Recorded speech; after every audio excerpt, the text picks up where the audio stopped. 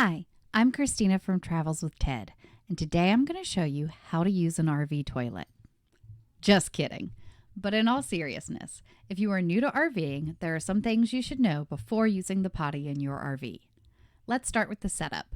Before using the toilet, you need to close the black tank and put some water in it. The easiest way to put water in the black tank is to just flush it down the toilet. Most RV toilets have a foot pedal flush, so just hold that down with your foot. Then you also want to add tank treatment, which will help break down solid waste and toilet paper. You don't need to add this treatment every time you use the bathroom, just after emptying your black tank.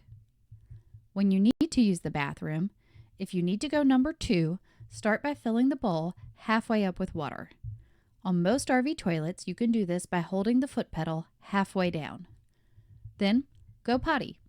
Once you have done your business, hold the flush pedal all the way down for 10 to 15 seconds to make sure plenty of water goes down with the waste. Some RV toilets also have a sprayer to clean the toilet bowl. If you don't have one, just keep a normal household toilet brush in your bathroom. Make sure the toilet paper you use is single ply, septic safe, and quickly dissolves in water. And that's it. Happy flushing!